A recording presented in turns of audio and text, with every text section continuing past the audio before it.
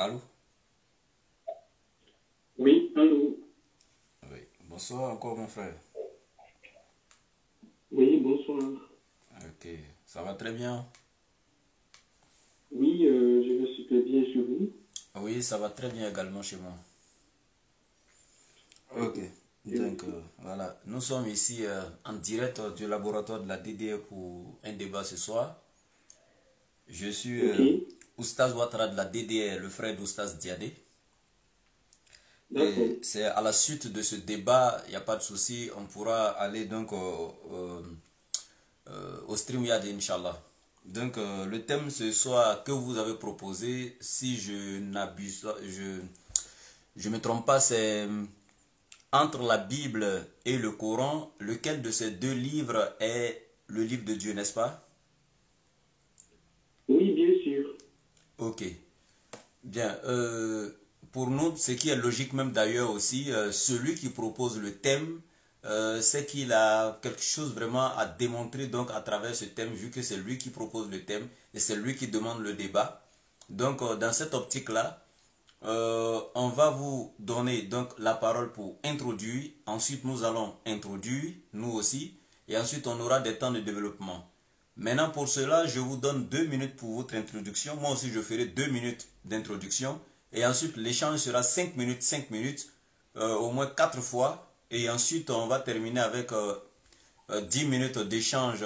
Voilà. Et puis, on va conclure. Merci. D'accord, donc merci pour cette occasion. Donc, on ne va pas tergiverser, on va aborder directement le sujet. Donc, effectivement, aujourd'hui, je crois que c'est notre devoir, nous qui pensons connaître la vérité, de pouvoir partager cette vérité à ceux qui, malheureusement, à cause soit des moyens ou de leur situation familiale, ces personnes n'ont pas eu la chance d'étudier les langues et de savoir lire et écrire. Donc, je crois que c'est notre devoir de leur partager ce que nous savons de la parole de Dieu. Aujourd'hui, les gens ignorent la vie après la mort, mais c'est une chose réelle. Et je crois que vous et moi, nous sommes unanimes que la vie après la mort existe bel et bien.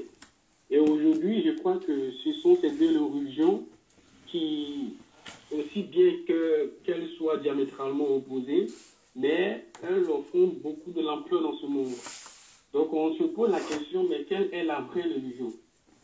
Ce qui est intéressant, c'est que ces deux religions nous présentent des histoires, disons, des livres dans lesquels nous pouvons examiner les Écritures pour pouvoir comprendre quelle est la religion qui vient de Dieu. Peut-être que je suis en train de dire religion, mais en fait, je ne parle pas de religion en tant que telle, mais c'est pour que certains puissent me comprendre. Et donc, étant donné que ces deux livres sont là pour nous aider à comprendre ou à connaître la véritable religion, donc effectivement, on va en débattre. Donc, c'est la raison pour laquelle j'ai souhaité cet échange. Donc, comme c'est de l'introduction, voilà ce que je tenais à dire. Donc, tous ceux qui nous écoutent, bien sûr, ce soir, nous allons essayer d'expliquer dans ces deux livres quel est le livre qui vient de Dieu et pourquoi on dit cela et pourquoi on dit que l'autre ne vient pas de Dieu ou bien pourquoi on dirait que l'autre contient des erreurs et donc en le suivant, on ne serait pas en train de suivre Dieu.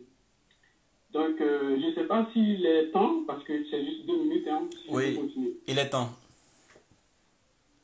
Ok. Donc, quand on va rentrer dans le but du sujet, d'habitude, je constate que les gens se plongent tout de suite. Je crois que nous sommes dans un monde, souvent je dis à tous ceux que je coach que inspirons-nous du passé pour corriger le présent afin de sécuriser l'avenir. Donc, si aujourd'hui nous avons des thématiques ou bien des divergences, il est bien d'essayer de nous retourner dans le passé pour chercher à comprendre certaines choses. Et qui dit le passé parle des deux livres. parce que les deux nous parlent du passé. Donc on va les étudier ensemble et on verra avec ce que nous vivons aujourd'hui, parce que certainement les deux livres nous ont parlé des faits passés, nous ont parlé des faits présents, nous ont parlé aussi des faits futurs. Donc, au regard de ces faits et de ce que nous vivons aujourd'hui, quel est le livre qui, effectivement, vient de Dieu? Ok, il est Donc, là. je vais m'arrêter là en ce qui concerne l'introduction. Merci. Ok, il est 28, je finis à 30. Bien. Donc, je salue ici tous mes frères musulmans avec la salutation des habitants du paradis qui n'est rien d'autre que salam alaikum wa rahmatullahi wa barakatuh. Ici, je salue mes frères chrétiens en leur disant bonsoir, ou bonjour, ou bon après-midi selon votre position géographique. J'espère que vous allez tous bien. Effectivement, le frère a voulu donc échanger avec la DDR et nous avons voulu le faire passer d'abord au laboratoire. Voilà, pour examiner donc le niveau du frère. Est-ce qu'on peut aller dans un StreamYard? Ok. Maintenant, le thème proposé par le frère, c'est entre la Bible et le Coran, lequel de ces deux livres est vraiment de Dieu, l'éternel créateur des cieux et de la terre? Bien. Vous avez écouté son introduction, il n'y a pas de souci.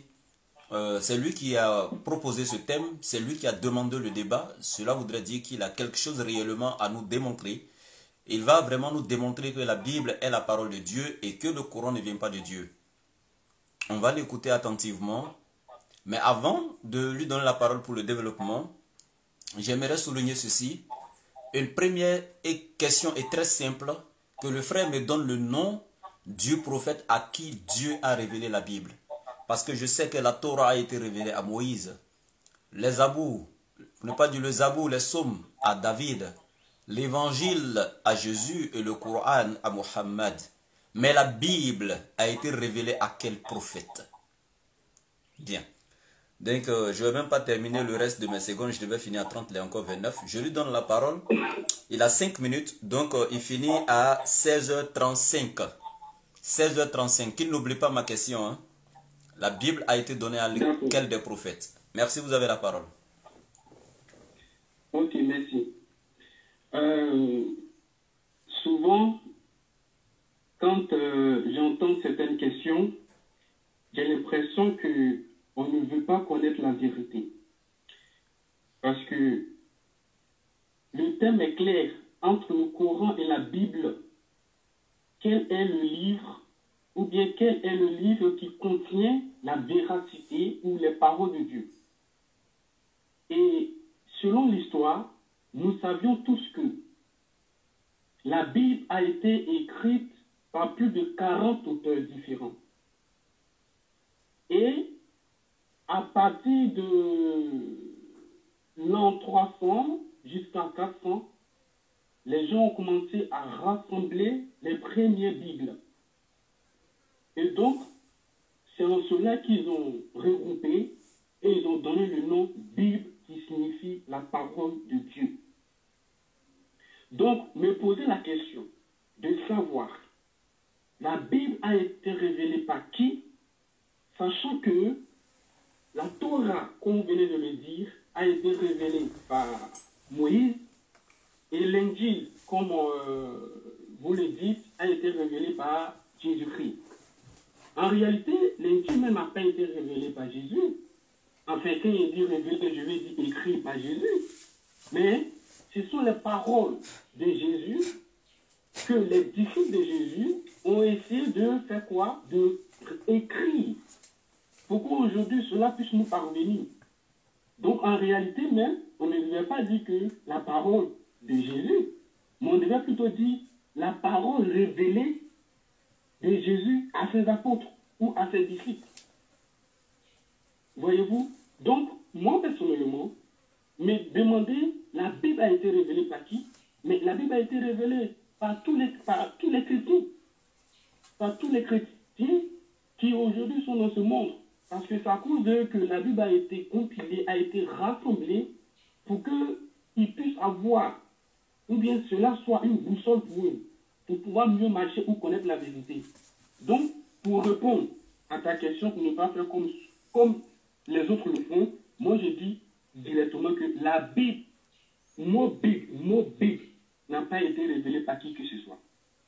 Son moment que tous les livres qui sont écrits dans la Bible ont été révélés par des personnes. C'est vrai qu'il y a certains livres, jusqu'à aujourd'hui, on ne sait pas qui les a écrits. Je suis d'accord, je ne fais pas comme les autres qui essaient de tergiverser. Mais une chose est sûre, c'est que Dieu nous a donné des paroles qui nous permettent de savoir si telle parole vient de Dieu, telle parole est inspirée de Dieu ou pas.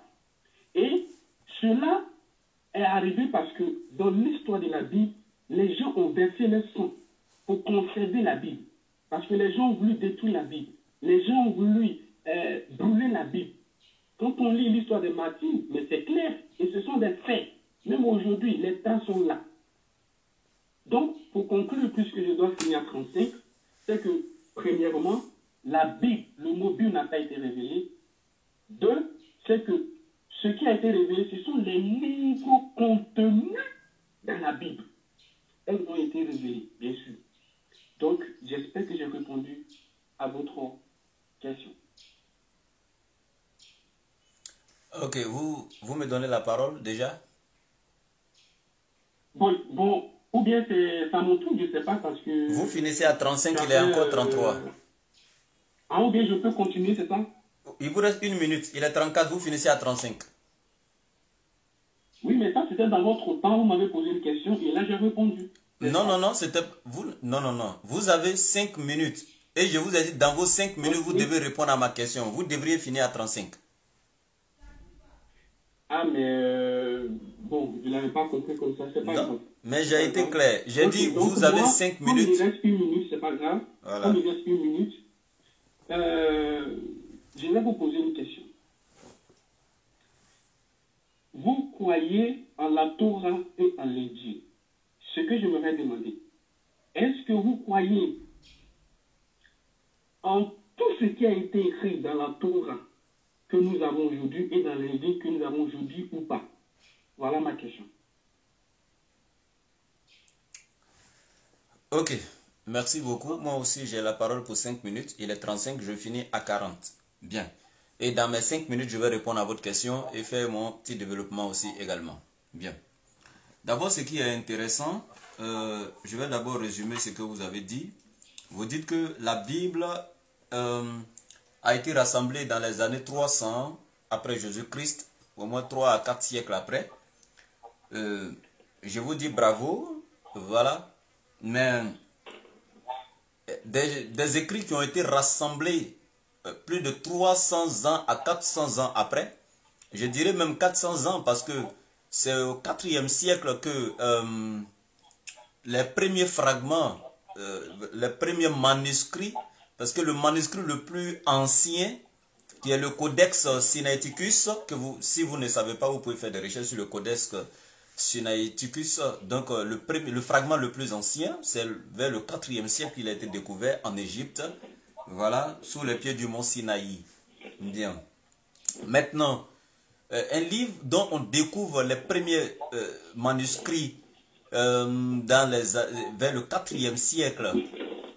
Voilà, ça dit que c'est pas au 4e siècle que ça a été découvert, hein, mais ce manuscrit considéré comme le plus ancien, les spécialistes de textes, les authentificateurs de textes, les érudits après avoir étudié ces textes, donc sont convenus que ces textes ont été écrits vers le 4e siècle après Jésus-Christ.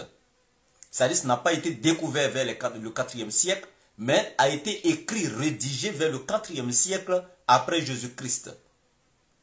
Maintenant, comment un document comme ça, vous pouvez le prendre pour dire que c'est la parole de Dieu? Un document qui a été rédigé 4 siècles après le passage de Jésus-Christ. Et figurez-vous, le Nouveau Testament trouvé dans le Codex Sinaiticus, dans ce manuscrit considéré comme le plus ancien, le Nouveau Testament était écrit en grec. Alors que la langue grecque n'a jamais été une langue que l'Éternel Dieu a utilisée pour se révéler à aucun de ses prophètes sur la terre. Aucune révélation n'a été faite en langue grecque depuis le commencement du monde. Jésus ne parlait pas le grec, ni ses disciples n'enseignaient dans le grec.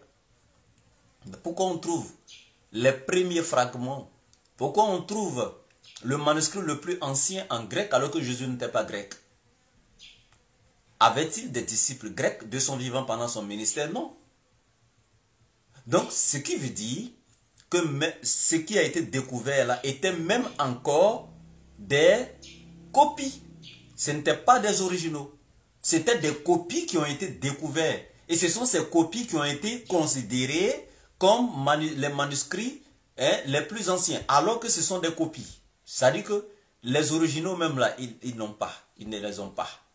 Bien. Donc, quand tu dis que la Bible c'est la parole de Dieu, j'ai dit c'est archi faux. La Bible ne veut pas dire parole de Dieu. Parce que tu as dit non, les gens ont rassemblé, ils ont appelé ça Bible qui veut dire parole de Dieu. Non. La Bible veut dire biblios tout simplement, bibliothèque. Rassemblement de plusieurs livres. La Bible a plus de 40 auteurs. C'est le rassemblement de plusieurs livres. On appelle ça ta biblia ou biblios en grec, donc qui veut dire rassemblement de plusieurs livres. Ça ne veut pas dire parole de Dieu, mais rassemblement de plusieurs livres. C'est différent de parole de Dieu. Bien, parce qu'ils savent, les érudits chrétiens, que tous ces livres ne viennent pas de Dieu. 1 Thessaloniciens 5, verset 21-22, Paul le dit clairement. Et dit d'examiner les Écritures et de retenir ce qui est bon. Parce qu'il y a beaucoup qui falsifient la parole de Dieu. Ça, c'est Paul qui le dit. Effectivement, c'est vrai. Beaucoup falsifient la parole de Dieu. Et il dit d'examiner. Parce que quand on te demande d'examiner déjà les Écritures, c'est que tout ce qui est dedans ne vient pas de Dieu. C'est pourquoi il dit examiner et retenir ce qui est bon. Si tout était déjà bon, il n'aurait plus d'examen à faire. Bien. Et donc, vous-même, vous êtes d'accord que le mot Bible ne vient pas de Dieu. Vous l'avez dit. Et vous avez dit aussi que il y a beaucoup de livres dans la Bible dont les auteurs sont inconnus. Mais ça là, vous attribuez tout ça encore à Dieu. Pourquoi vous faites ça? Non. N'attribuez pas ça à Dieu. Bien. Et vous avez posé une question. La question m'échappe. Rappelez-moi rapidement et je réponds.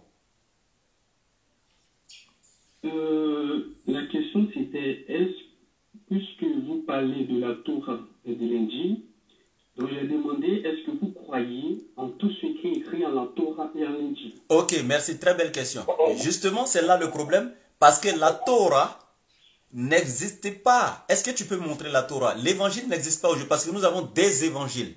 Alors nous parlons de l'évangile au singulier. Nous ne parlons pas des évangiles selon Matthieu, selon Marc, selon Jean, selon Luc, qui ne sont même pas des disciples de Jésus, de son vivant pendant son ministère. Ils n'ont jamais été apôtres de Jésus. Et ça, c'est encore un autre défi que je vous lance. Vous avez la parole. Il est 40, vous finissez à 45. D'accord. Merci bien. Effectivement, je connais très bien, et c'est ce que je vous le disais, que les manuscrits, concernant les manuscrits originaux, les premiers sont aux alentours de l'an 300, et je vous l'avais dit, vous-même venez de confirmer, et même le codex, il y a eu 3. Il y a eu, le premier c'était Vaticanus, 340 après Jésus-Christ. Le deuxième c'était codex Sinaiticus, et c'était Alexandrinus. Donc il y a eu plusieurs anciennes copies qu'ils ont essayé de faire quoi? De rassembler. Mais ce qui est intéressant dans cette affaire, c'est quoi? C'est qu'aujourd'hui, vous posez la question de savoir, mais quelle est la toute première copie? Ce qui veut dire, par exemple, on prend par exemple l'évangile de Matthieu.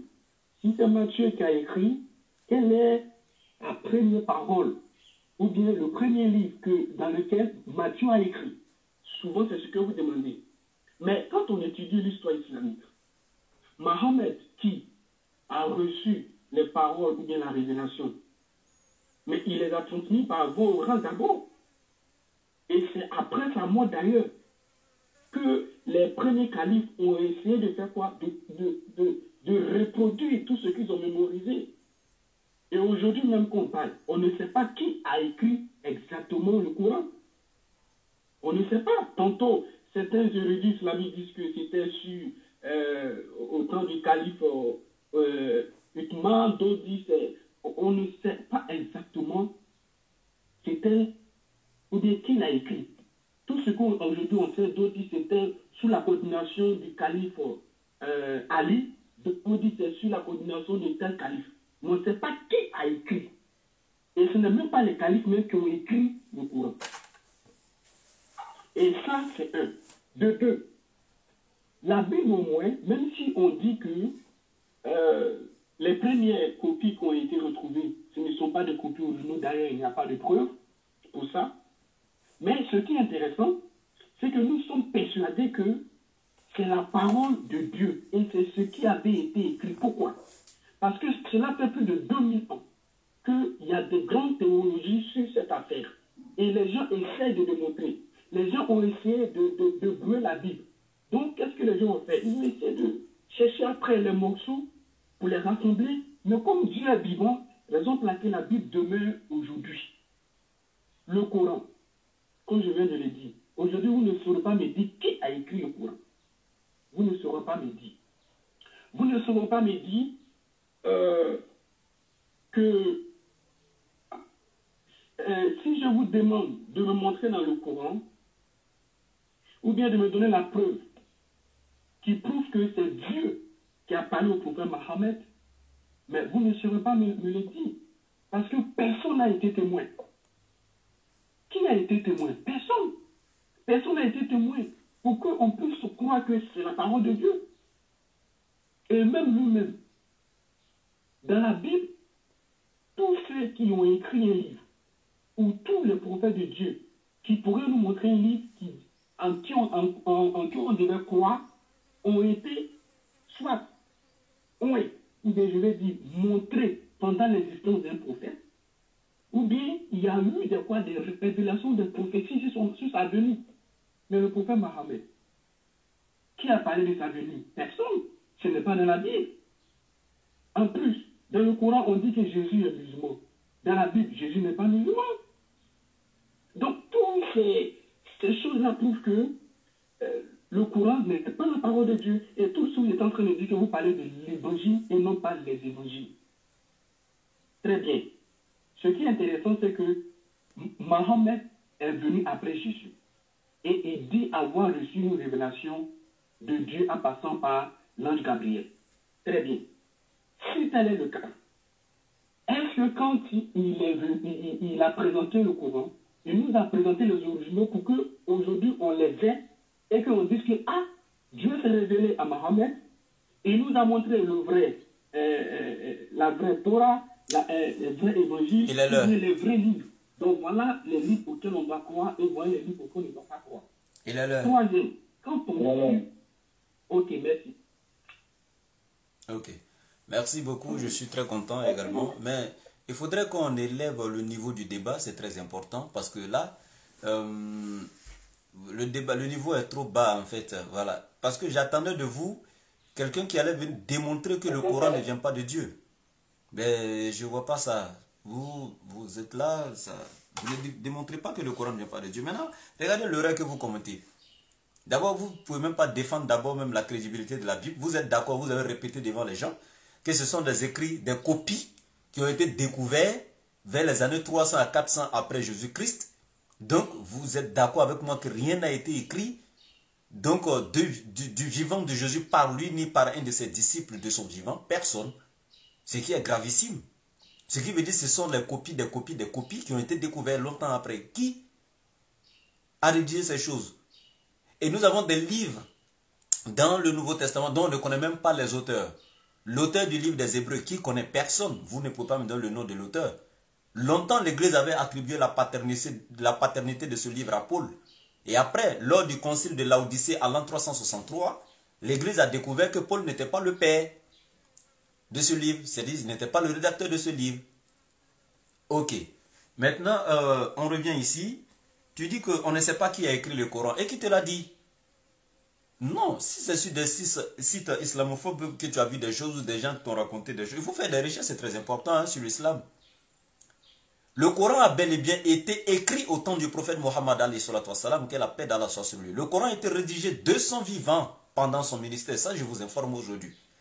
Et toutefois que un verset coranique était révélé, il avait des scribes à ses côtés comme les Zayd ibn Sabit, etc. Le Coran était rédigé sur les peaux d'animaux, de chameaux, des écorces d'arbres, des pieds taillés, etc. C'est le rassemblement du Coran qui a été fait après son décès, mais de son vivant, le Coran a été mis à écrit. Le Coran a été écrit de son vivant. Si vous ne saviez pas, étudiez un peu, voilà, la Sira, vous verrez. C'est très important de faire des recherches sur une religion avant de vouloir vous prononcer là-dessus, c'est très important. Et surtout sur le Coran, vous choisissez un thème sur la crédibilité du Coran sans étudier l'histoire de la rédaction du Coran. Pourquoi vous faites ça? Quand vous dites non, certains disent que c'est Ousmane, certains disent que c'est sur le califat de Ali, etc. Qui vous a dit ça?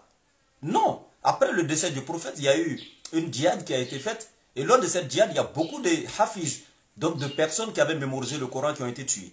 Et c'est là, sous donc, le califat de Abu Bakr Siddiq, le Coran, ils vont décider, lui, Sayyidina Oumar, etc., la fille de Sayyidina Oumar qui était Hafsa, qui était l'une des épouses du prophète, ainsi que voilà, bien d'autres personnes de rassembler le Coran maintenant en une seule vulgate, en un seul livre. Et celui qui était le coordonnateur principal de cette œuvre-là, c'était Zayd ibn Thabit.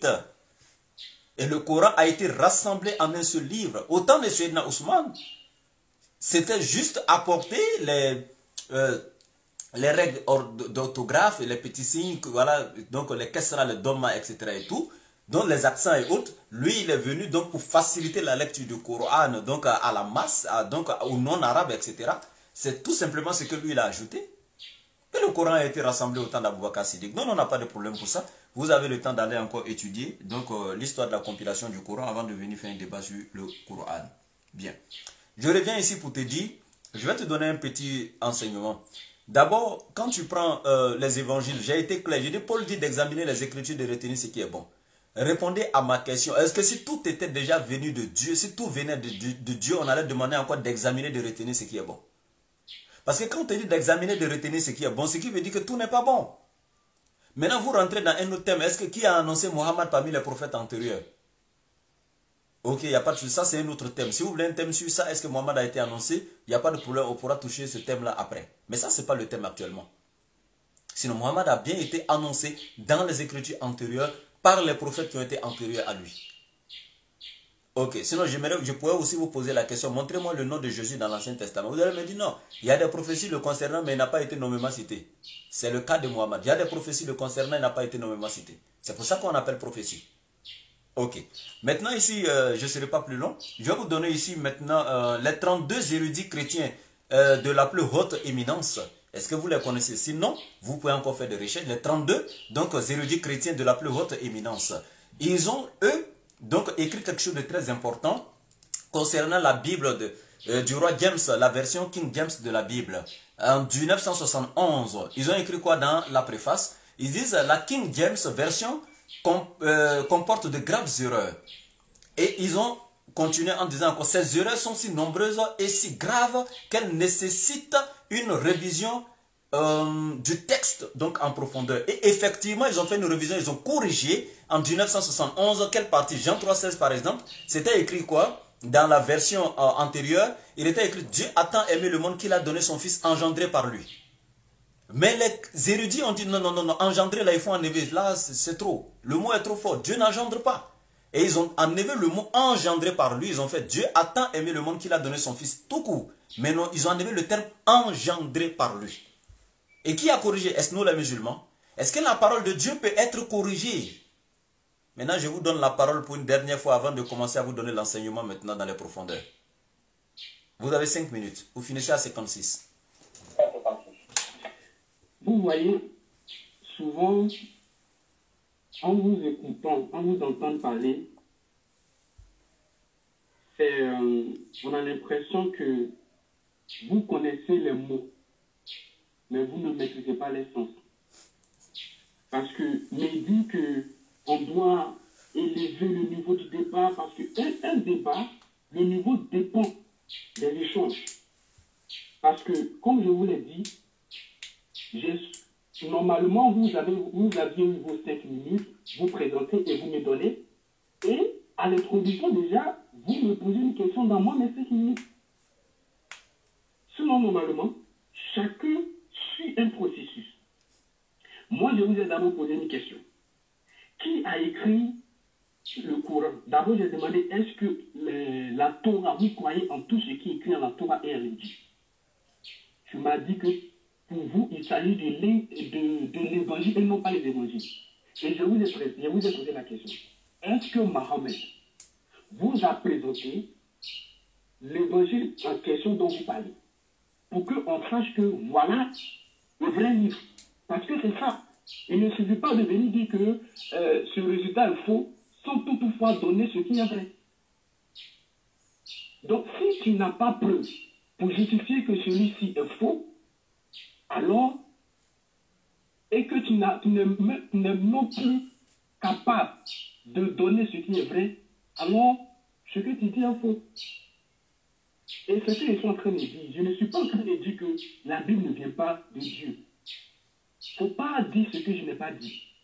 J'ai dit que la Bible a été révélée par Dieu. Et ce sont les disciples, les envoyés de Dieu qui les ont écrits. Même quand on prend Ignace qui est un disciple de l'apôtre Jean, quand on suit le processus jusqu'au concile de Nicée dont tu as parlé, tous ces hommes de Dieu, les premiers disciples et les deuxièmes disciples, c'est-à-dire les disciples des disciples de Jésus, quand on regarde, et tous ils ont conservé la Bible. Ils ont conservé ces mêmes livres. Et à un moment donné, les gens ont commencé à brûler les livres, la Bible, et ça, vous ne pouvez pas lire. Donc, d'autres même ont perdu leur vie pour conserver cela. Donc après, les gens ont essayé de réécrire. Et donc, à un moment donné, comme tu l'as dit, à partir de 340, ils ont commencé les premières compilations. Ensuite, il y a eu même Vulgate dont tu parles, entre 384 à 387. Ainsi de suite, jusqu'à ce qu'on arrive à des versions. Tu es en train de me dire qu'ils ont vu qu'il y avait beaucoup d'erreurs. Même si on parle de cette base. Mais le sens ou bien l'idée de la Bible reste toujours pareil. Sinon qu'il y a une équipe allemande qui a découvert le courant le plus ancien, il y a eu des erreurs. Ou bien pour ne pas blasphémer, il y a eu des mots qui manquaient. Après d'autres disent non, c'est que les virgules, c'est que les et, mais en français, un qui manque dans une phrase, ça peut comprendre tout. L'arabe qui a été utilisé au départ, ce n'est pas l'arabe d'aujourd'hui.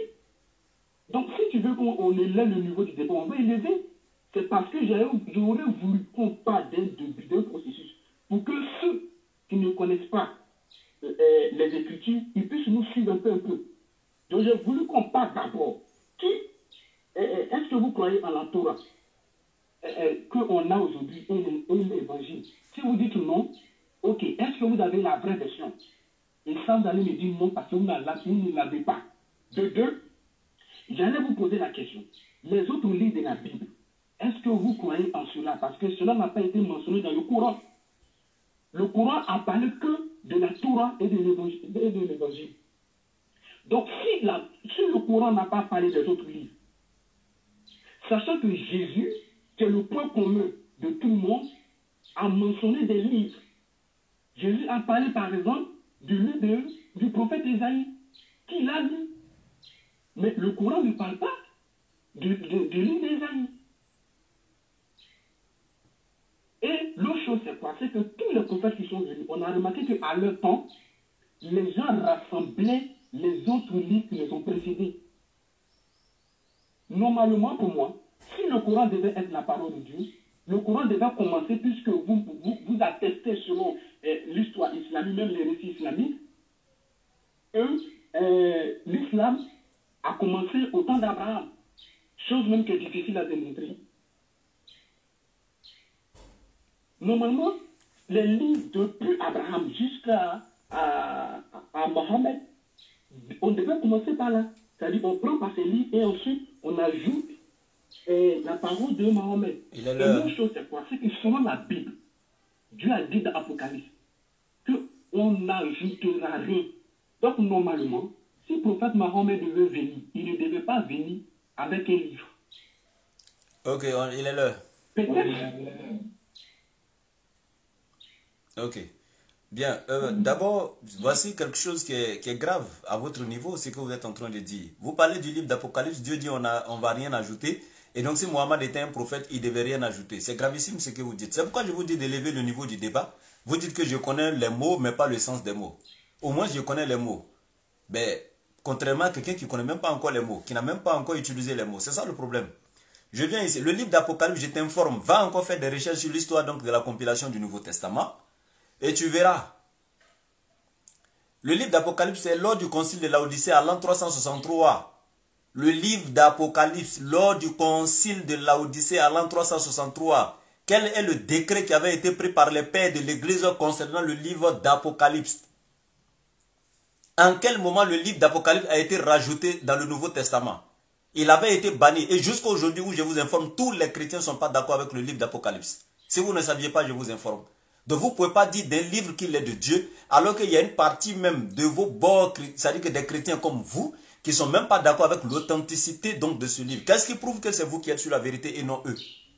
Parce que quand depuis nous parlons de la Bible, je n'ai pas voulu, j'avais voulu aller doucement avec vous, parce que nous sommes au laboratoire pour examiner un peu votre niveau. Mais ici, je vois que non, c'est gravissime parce que pourquoi? Quand vous parlez de la Bible, je vais vous poser même la question, laquelle de Bible? Laquelle Bible? La Bible éthiopienne? La Bible des Samaritains? La Bible des Juifs? Laquelle des Bibles? La Bible catholique qui fait 73 livres? La Bible protestante qui fait 66 livres? La Bible des témoins de Jéhovah? Laquelle des Bibles pour vous est la parole de Dieu d'abord? Parce que le catholique dit que c'est sa Bible qui est authentique et non celle des protestants. Et quand je donne la Bible d'un catholique à un protestant, il me dit c'est pas ma Bible. Ce qui est clair, hein, ça je le dis en connaissance de cause. Et j'ai fait ce test maintes fois.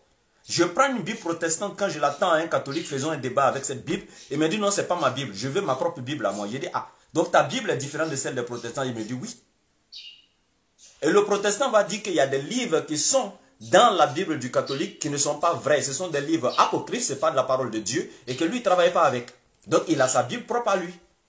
Maintenant, c'est laquelle des Bibles? Ça, c'est ma question. Quand tu prendras la parole, tu me diras laquelle des Bibles, parmi toutes ces versions, est la parole de Dieu?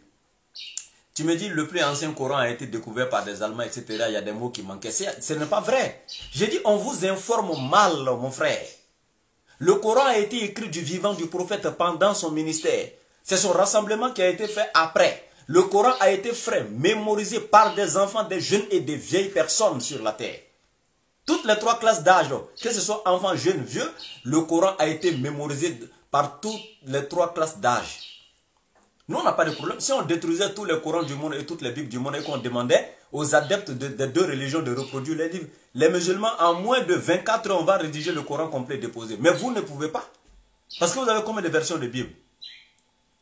Et même si on prenait une seule version, vous ne pouviez pas la reproduire parce que la Bible n'a jamais été mémorisée par un chrétien.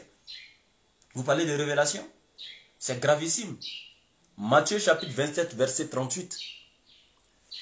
Matthieu chapitre 27, verset 38. Et vous pouvez prendre Luc chapitre 23, verset 39. Les deux brigands qui ont été crucifiés avec Jésus. Luc dit, il y a un qui l'a insulté. Et lui, il est allé avec Jésus au paradis. Matthieu dit, ce sont les deux qui l'ont insulté. Quand vous prendrez la parole, ça c'est ma deuxième question. La première, c'est laquelle des Bibles est la parole de Dieu? Vous pouvez écrire, déposer. La deuxième question, si quand vous dites que la Bible est une révélation de Dieu et les disciples ont mis à écrire, si c'est Dieu qui a révélé cela aux disciples, pourquoi Luc dit il y a un seul qui l'a insulté et Matthieu dit non, ce sont les deux brigands qui l'ont insulté de la même manière? Si c'est le même Dieu qui a révélé, Dieu a menti à qui et il a dit la vérité à qui? C'est un qui l'a insulté ou ce sont les deux qui l'ont insulté? Quand vous prendrez la parole, j'aimerais que vous me dites auquel des deux Dieu a-t-il menti et auquel des deux Dieu a-t-il dit la vérité? Est-ce les deux qui l'ont insulté ou un seul? Maintenant vous avez terminé en disant quoi? Le livre d'Apocalypse dit de ne rien ajouter. Je vous ai déjà dit même Apocalypse, le livre n'est pas crédible, ça fait un. Deuxièmement, mais je vais rentrer dans le même livre d'Apocalypse pour vous répondre. Pas que je vais prendre des arguments là-bas pour soutenir mes thèses, non. Mais comme vous l'avez touché, c'est à cause de vous que je vais rentrer. Pour vous dire que le livre d'Apocalypse vous contredit vous-même. D'abord, Apocalypse chapitre 1, verset 1, on te dit, révélation de Jésus-Christ que Dieu lui a donné pour montrer les choses qui doivent arriver à ses serviteurs. Donc, le livre d'Apocalypse parle des choses futures, et non des choses passées, et non des choses présentes. Donc, tout ce que tu vas voir dans le livre d'Apocalypse, jusqu'au dernier chapitre, ce sont les choses à venir. Alors, si ce sont les choses à venir, alors dans Apocalypse chapitre 14, verset 6, qu'est-ce qui est écrit?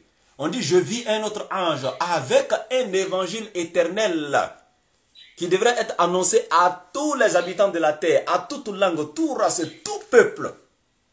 Maintenant, ça n'a rien à voir avec l'évangile que Jésus a enseigné, puisque le livre d'Apocalypse enseigne les choses à venir.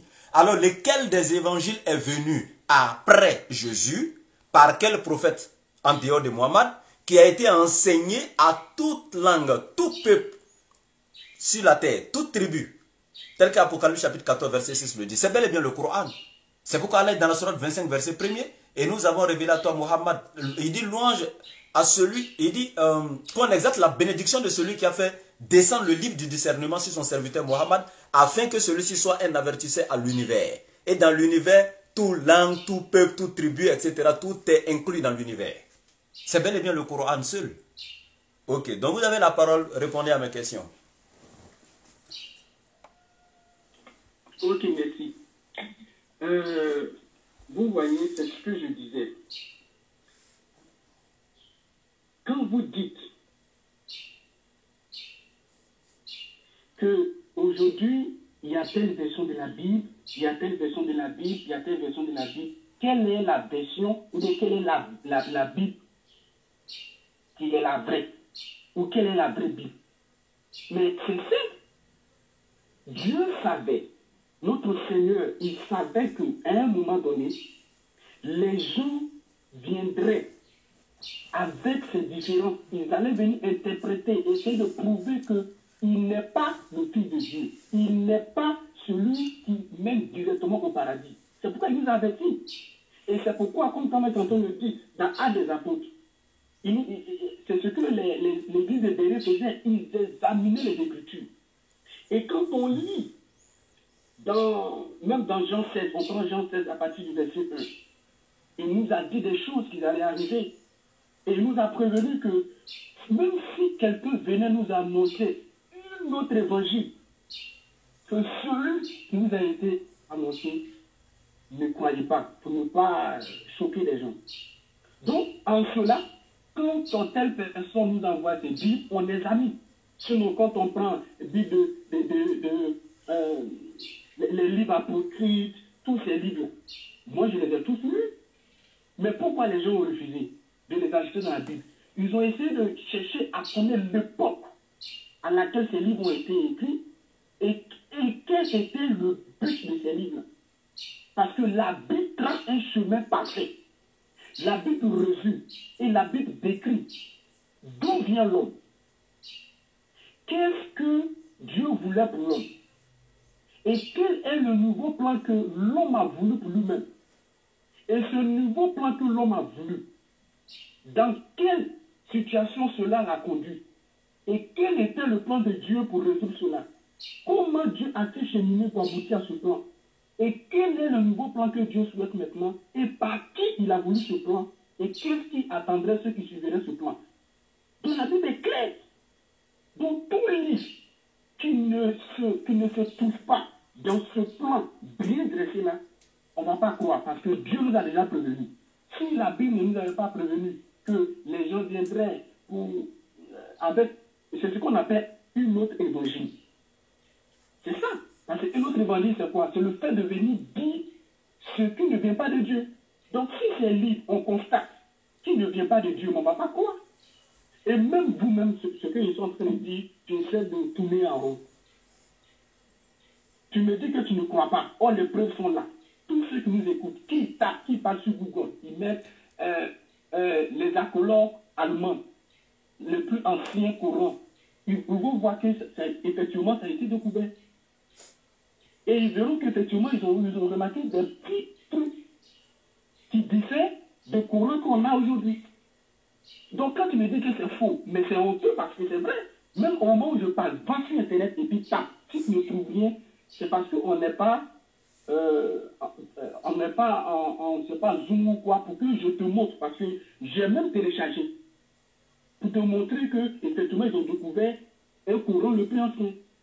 J'aurais aimé que tu dises, ah, ils ont découvert, mais sauf que c'est comme ça, c'est comme ça. Mais le fait même de dire que c'est faux et pourtant c'est vrai, j'ai envie de dire que c'est toi-même qui ne suis pas l'actualité, ou c'est toi qui ne connais pas, l'histoire du Coran. Parce qu'il y a un Coran qui vient d'être découvert par les Allemands, une équipe à Colombes. Et je crois que peut-être même ça a été déjà fait, ils vont faire un exposé dessus. Donc je suis étonné. Donc moi, je réponds directement à tes questions. La première question, tu me dis, quelle est la plus vraie Bible? Et je suis en train de dire que la plus vraie Bible, selon l'histoire, selon que les gens ont essayé d'étudier, Parce qu'il y a eu des milliers de théologiens avant moi.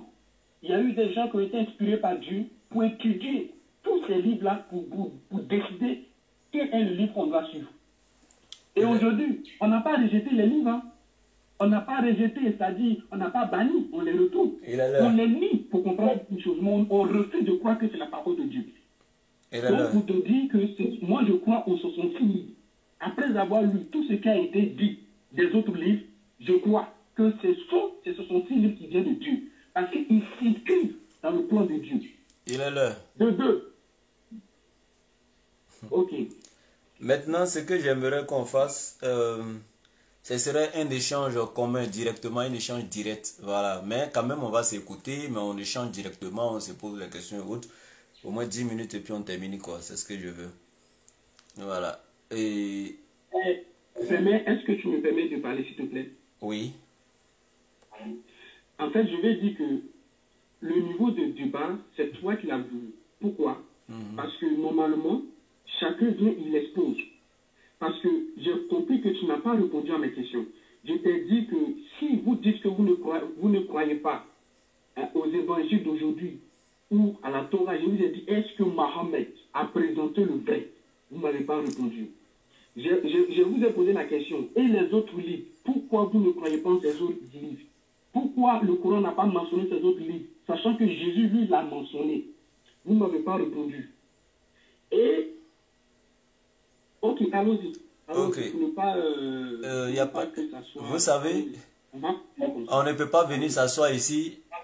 Tu fais un exposé de 2 heures de temps, il fait un exposé et puis on ne se pose pas de questions, chacun expose pour aller. Ce n'est pas... Non, ça c'est impossible, c'est inconcevable. Un débat, on se pose des questions, on s'attaque dans un débat. C'est comme ça, c'est pourquoi on appelle un débat. Voilà, donc c'est pas un combat physique, voilà, mais avec la parole. Bien, donc ici, on va aller... En fait, ce que je vais dire, si tu m'avais laissé, parce que moi, parce que quand on parle comme ça, ceux qui nous écoutent, d'autres vont mal comprendre nos opinions, d'autres vont penser qu'on n'a pas raison, parce que c'est comme si on rentre tout de suite et on attaque le milieu de la chose. On doit prendre un début. Ben, si vous n'êtes pas... Moi, j'ai voulu prendre ça. Mais est-ce que on vous... devait prendre certains passages de la Bible qui nous dit ce qui va venir, comment on devait se méfier des faux prophètes, on devait se méfier de leurs messages. Et donner quelques passages du Coran, tels que le Coran, Sourate 81, verset 19. Et c'était Sourate pour montrer que voilà ce qui a été dit dans la Bible et voilà ce qui a été dit dans le Coran. S'il vous plaît, le thème n'est pas sur ça. C'est que, s'il vous plaît, s'il vous plaît, s'il vous plaît. Le niveau du débat, c'est toi qui l'as voulu. S'il vous plaît. Voilà, c'est toi qui l'as voulu. S'il vous plaît, vous n'avez même pas compris ce français. Quand on parle du niveau du débat est bas, vous n'avez même pas compris le sens du français. Mais le thème n'est pas ça, ne perdons pas le temps. Les gens nous suivent, faut pas on va gaspiller les données internet. Allons droit au but. Ce que je vais vous dire ici tout simple, c'est que vous êtes en train de dire, on aurait pu prendre des versets pour démontrer des faux prophètes doivent venir, etc. On doit prendre garde des faux prophètes, etc. Ce n'est pas tout ça le thème. Le thème est précis entre la Bible et le Coran, lequel est la parole de Dieu. Mais un prophète est vrai ou pas, ce n'est pas ça le thème. Ça, c'est un autre thème, on peut développer ça après. Est-ce que Mohamed est un vrai prophète ou pas? Est-ce que Jésus, etc. On pourra aller là-bas après. Tu sais que pour qu'on puisse avoir confiance dans la nourriture qu'on doit manger, on doit avoir confiance en celui qui a... Mais j'ai dit c'est pas le thème. C'est ça le problème. Je n'ai pas dit c'est faux, mais ce n'est pas le thème. Mais je suis d'accord avec toi, allons-y. Ce n'est pas le thème, c'est pas la peine de divaguer. On a un thème précis, allons avec le thème. Maintenant, moi je dis ici tout simplement, l'évangile que Jésus a prêché n'était pas un livre physique. Aucun théologien chrétien ne pourra dire le contraire. Si vous avez le livre physique, présentez-le. Ce n'est pas un livre physique, ça fait un. Deuxièmement, c'est un message d'abord que Jésus a prêché. Dans Luc chapitre 4, verset 43 à 44, Jésus est clair. Il est clair, il dit, il faut que j'annonce la bonne nouvelle du royaume des cieux aux autres villes, car c'est pour cela que j'ai été envoyé. C'est ça qu'on appelle l'évangile, la bonne nouvelle que Jésus a annoncée. Ça c'est clair. Maintenant, moi, ce que je suis en train de dire ici tout simplement, vous avez enseigné des choses. Le christianisme, les chrétiens ont enseigné des choses aujourd'hui concernant Jésus. Et eux-mêmes, entre eux, sont venus, les uns ont commencé à reprendre les autres pour dire, ça là, c'est pas vrai, c'est l'autre là, etc. Je prends ici les versions bibliques. Je reviens ici avec ça encore. Quand on me dit de vous montrer l'authentique évangile, j'ai dit, mais attends, c'est gravissime la question que vous posez. Parce que Luc vous dit dans Luc chapitre 1, verset 1, il dit, lui, il a fait des recherches et il a écouté les gens et il a mis ce qu'il a entendu là par écrit. Luc n'a jamais dit que ce qu'il a écrit était une révélation divine. Il dit que c'est juste des recherches que lui a fait et il a mis par écrit. Je viens de vous donner deux versets. Matthieu dit les deux brigands ont insulté Jésus. Luc dit c'est un seul qui l'a insulté et qui allait au paradis avec lui. Je vous ai demandé auquel des deux Dieu a-t-il menti et auquel des deux Dieu a-t-il dit la vérité? Si c'est une révélation de Dieu. Dieu ne peut pas dire à un que ce sont les deux qui l'ont insulté et dire non, non, non, c'est un qui l'a insulté et le deuxième même l'a défendu, il allait au paradis. Alors que l'autre dit non, les deux l'ont insulté. Pour faire simple, lisons ensemble, tout le monde va écouter. Bon, lisez. Lisez. Et puis je vais vous expliquer. Parce qu'il y a des personnes qui sont en train de dire des choses qu'il ne faut pas dire. Je vais vous expliquer. Si vous connaissez, lisez. Lisons pour que tout... Lisez et puis expliquez, je vous écoute. Allô? On va les lire. Donc, lisez, je vous attends. Je vous attends, lisez. Non, vous-même lisez comme ça. Non, non, non, je ne lis. Quoi? Jamais de la vie, je ne le lirai pas. Je vous ai donné les références bibliques pendant que je parlais. Je vous ai dit de m'expliquer, de répondre à la question. C'est vous qui êtes en train de dire non, on va lire et expliquer. Donc, c'est à vous de retrouver Élie. Moi, je ne vais pas vous donner ça gratuitement. Vous ne connaissez même pas votre propre livre. Je sais que vous ne savez pas où les versets là se trouvent. Donc, lisez vous-même. Si vous ne connaissez pas en toute humilité, dites, je vais vous donner.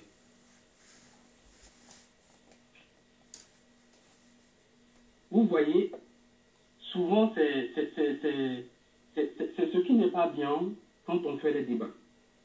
C'est-à-dire, quand il dit à quelqu'un qui vient faire un débat avec toi que toi-même, tu ne connais pas ton propre livre, ça ne se fait pas. Ce n'est pas une injure. Je ne viendrai pas discuter avec Ce n'est pas une injure, mon frère. Si ça vous a choqué, ce n'est pas une injure. Pourquoi je te demande de lire? Ce n'est pas une injure. Parce que je sais que tu risques de croire parce que c'est ce que j'ai constaté. Mais vous ne connaissez pas et puis vous ne voulez pas qu'on le dise. Est-ce que c'est une injure de dire que tu ne connais pas ton propre livre? C'est normal dans un débat. On parle d'un débat là. Est-ce que vous connaissez le terme d'un débat? Ça se dit, il n'y a pas de souci. Je dis que vous ne maîtrisez pas votre livre. Ça se dit dans un débat. Aïe. Sortez les versets. Ok, montrez que vous maîtrisez. Donc sortez les versets et expliquez-les. Si vous connaissez réellement, sortez les versets. Ok, je lis. Je vais prendre d'abord dans Luc. Il dit, lorsqu'il fut arrivé au lieu appelé Crâne, ils le crucifièrent. Je commence à partir du verset 33 pour que les gens puissent comprendre. Ils le crucifièrent là, ainsi que les deux malfaiteurs, l'un à droite et l'autre à gauche. Jésus dit, Père, pardonne-leur, car ils ne savent pas ce qu'ils font. Donc ici, on voit que dans Luc, la Bible dit que quand ils ont crucifié Jésus, ils l'ont crucifié et ça a été même dit dans la prophétie. Souvent, c'est ce que les gens doivent comprendre. C'est que toute la vie de Jésus, la majorité, il les a vécus parce que c'est ce qui a été prédit. C'est suite à une prophétie. Donc, il ne pouvait pas les échapper. Donc, il y a une façon de les interpréter. Donc, il dit que tu es Dieu, sauve-toi toi-même et sauve-nous. J'ai sauté pour gagner au verset 39. Ou bien je réponds tout. L'un des malfaiteurs crucifiés l'injurait, disant, n'es-tu pas le Christ? Sauve-toi toi-même et sauve-nous. Mais l'autre le reprenait et disait, ne crains-tu pas Dieu? Toi qui subis la même condamnation, pour nous, c'est justice, car nous recevons ce qu'ont mérité nos crimes. Mais celui-ci n'a rien fait de mal. Voilà ce que Luc dit. Luc dit combien de personnes l'ont insulté, s'il te plaît. Il a dit deux. Hein? Il a dit deux. C'est faux. Luc n'a pas dit deux personnes. Pourquoi vous faites ça, mon frère? Relisez le verset 39. Relisez à partir du verset 39. On dit l'un des malfaiteurs cloué avec lui sur la croix l'insultait en disant, tu dis que tu es le Messie, alors sauve-toi toi-même et sauve-nous. Et il y a le deuxième maintenant qui a repris le premier pour dire, toi et moi on est des brigands, c'est normal qu'on soit ici. Mais lui là il est innocent, pourquoi tu l'insultes? Mais pourquoi tu dis que lui qui a dit c'est les deux qui l'ont insulté? Au contraire, il y a un qui l'a défendu, c'est un qui m'a dit... Je n'ai pas dit que les deux l'ont insulté, je dis Luc dit, il y a deux malfaiteurs. Écoutez bien. J'ai dit combien l'ont insulté, tu as dit les deux. Il y a un qui l'a insulté et l'autre, c'est ce que j'ai lu, est-ce que que j'ai dit le contraire. Ok, maintenant il y a un qui l'a insulté, on est d'accord. Allons dans Matthieu. Ok. Tu veux que je t'aide à la référence de Matthieu rapidement? Non, ça va. Ok, il faut taper sur Google, je sais où. Ça va sortir. Je ne tape pas sur Google, je suis pas obligé de taper sur Google. Mais si tu n'es pas obligé, il faut dire rapidement, on va continuer.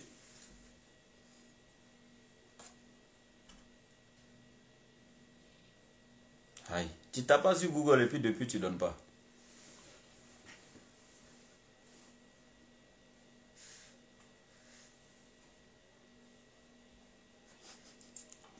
C'est parce que je n'ai pas... Je voulais qu'on gagne en temps. J'allais te donner rapidement, on allait continuer. Les gens qui nous suivent là, leur internet là en train de se gaspiller. C'est pas grave. Ils sont là pour comprendre. Nous tous on est là pour comprendre. Donc c'est pas bien grave. Sinon, je pense que c'est pas mauvais. On est des frères. Il peut t'aider.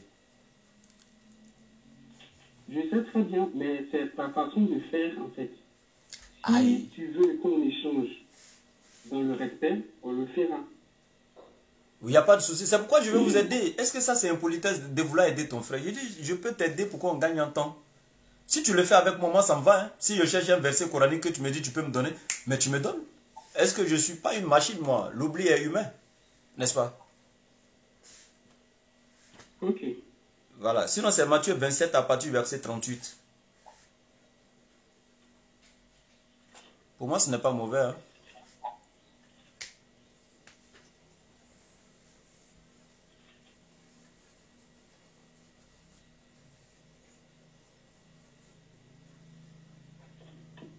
Et de lire à partir du premier.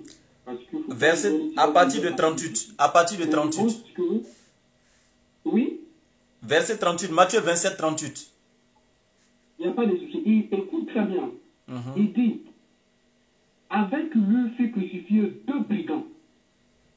L'un à sa droite et l'autre à sa gauche. Je ne sais pas ce que vous n'avez pas compris ici. Non, tu n'as pas encore fini. Hein. C'est ce qui a été dit par lui. Non, tu n'as pas compris. Dans Luc, on dit il y a deux qui ont été crucifiés. Et au verset 39, dans Luc, on dit il y a un qui l'a insulté. Et le deuxième l'a défendu, lui, il est allé au paradis avec lui.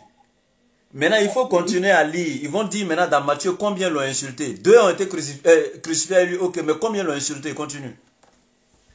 Ok, au verset 39, il dit les passants les juraient et secouaient la tête en disant, toi qui détruis le temple et qui le rebâtis en 3 jours, sauve-toi toi-même si tu es fils de Dieu et descends de la croix. C'est bon? Non, c'est au verset 44, ils vont nous dire combien l'ont insulté. Ok, donc je continue jusqu'au verset 44. Il faut lire 44 directement. Ok, 44 directement, il dit, les brigands crucifiés avec lui l'insultaient de la même manière. Et il y a combien qui l'ont insulté dans Matthieu? On dit il y a combien qui l'ont insulté? Ici, ils ont mis les brigands. Tu sais pourquoi? Il y a combien qui étaient crucifiés? Il y a combien qui étaient crucifiés? Non, je dis. Non, la Bible dit il y a combien? La Bible dit il y a combien qui ont été crucifiés? 2. 2. Et quand on dit les, ce sont les deux, oui ou non? Ce ne sont pas les 2. Ah, c'est combien? C'est plusieurs même. On peut dire c'est 2 ou bien plusieurs. 2 ou plusieurs. Mais la Bible a précisé que c'est 2 brigands. Tu as lu le verset 38, on t'a dit c'était combien? On dit c'est 2 brigands. Et même dans même les érudits chrétiens, quand ils font le film de Jésus là, on met Jésus au milieu et puis les deux, l'un à sa droite, l'autre. Et puis la Bible a été claire, on dit l'un à sa droite et l'autre à sa gauche. 2 brigands, l'un à sa droite, l'autre à ta gauche. Pourquoi tu me dis c'est pas... Attends, pourquoi tu fais ça? Pourquoi tu me dis ça peut être plus? Donc toi tu viens corriger ceux qui ont écrit la Bible quoi? Mais la Bible dit c'est 2. Mais la Bible dit c'est 2. Attends. La Bible dit c'est 2 qui ont été crucifiés. Mais pourquoi toi tu viens dire que c'est pas 2, que ça peut être plus? Est-ce que tu n'as pas lu que c'est 2 qui ont été crucifiés? Est-ce que c'est écrit oui ou non? J'ai dit oui. C'est ce que j'ai Maintenant, dit. si la Bible dit c'est 2, pourquoi toi tu viens de dire devant les gens que ça peut être plus, que c'est pas 2? Pourquoi toi tu dis ça alors que la Bible n'a pas dit? Maintenant, quand il dit... J'ai dit ça à cause du verset 39. Le verset 39 a dit quoi? C'est pas le seul qui l'a injuré parce qu'il y avait les passants. Mais la Bible, écoute-moi, la Bible, c'est que les patients se moquaient de lui, les passants l'insultaient. La Bible ne parle pas de ça au verset 44. La Bible a été claire. Il y a 2 brigands qui ont été crucifiés avec lui. 1. Maintenant, au verset 44, la Bible ne parle pas de l'injure des passants, mais la Bible parle de l'injure des brigands. Parce que la Bible dit, les 2 brigands crucifiés avec lui l'insultèrent de la même manière. Je répète, les 2 brigands crucifiés avec lui l'insultèrent de la même manière. La Bible parle des brigands crucifiés avec lui. Donc la Bible parle de l'injure des crucifiés avec lui et non des passants à côté de lui. Maintenant, si c'est les 2 crucifiés avec lui qui l'ont insulté, selon Matthieu, pourquoi Luc dit c'est 1? Dieu a menti à qui? Tu es d'accord avec moi? On suit le style linguistique. Tu vois qu'il a dit 2. Juste au-dessus. Et là, il dit les. Mais 2 là, c'est pas au pluriel quoi? Non, 2 chez toi là, c'est pas au pluriel. Je suis d'accord que 2, ça peut vouloir dire les. Aïe, ça peut vouloir dire les. Donc ça peut aussi dire quoi? Faut me dire, attends, en français là, 2 là, ça peut vouloir dire quoi en dehors de les? Il y a déjà 2 au singulier chez toi. En français, hein, il y a déjà 2 au singulier chez toi. Écoute-moi, j'ai d'abord dit quoi? J'ai d'abord dit que c'est 2 qui ont été crucifiés avec lui. Et que ici, normalement, il devrait dire les 2. Attends. Mais pourquoi il dit les brigands? Il faut te calmer, calme-toi. Il va parler français de trucs ici. Il dit calme. On dit, il y a 2 brigands qui ont été crucifiés, oui ou non? Bien sûr.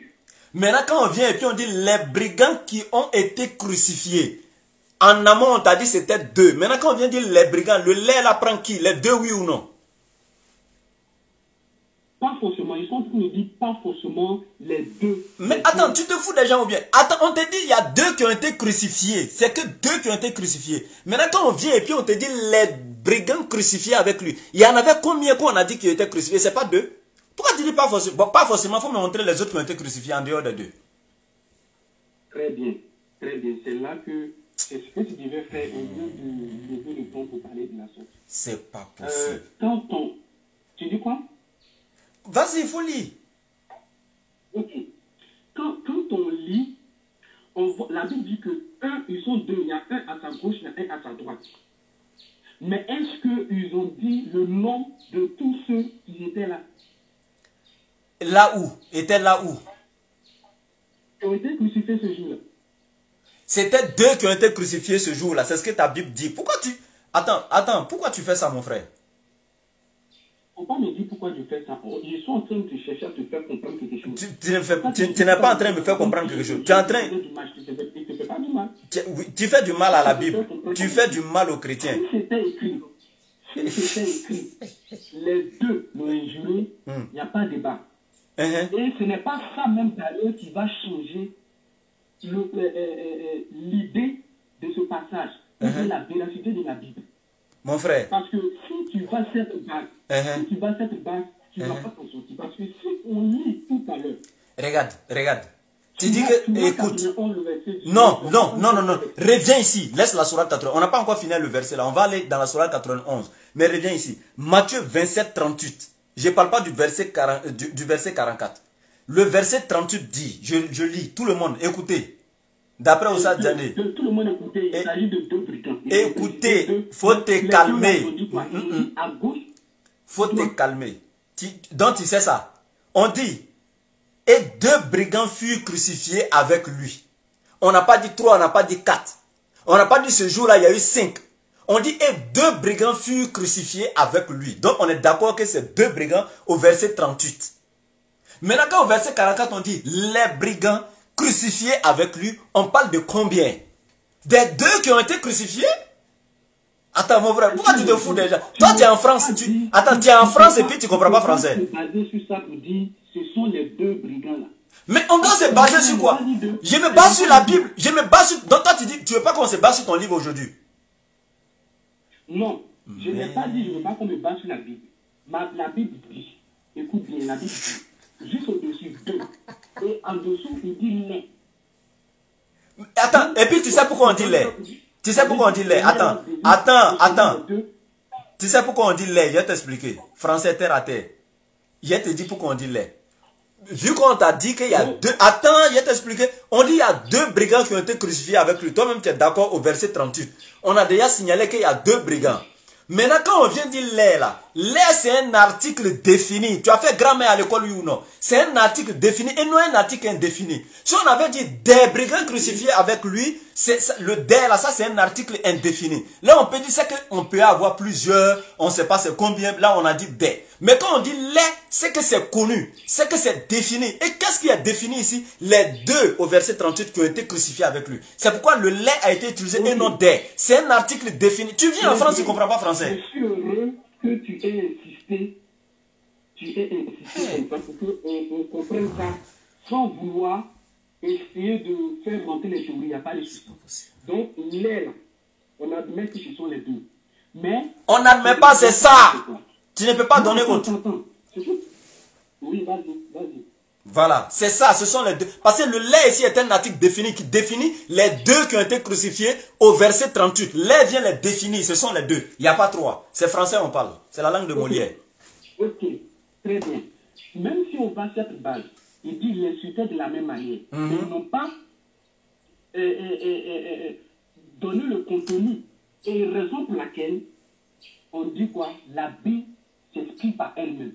Mon frère, c'est-à-dire, ils l'ont insulté, on n'a pas parlé de contenu.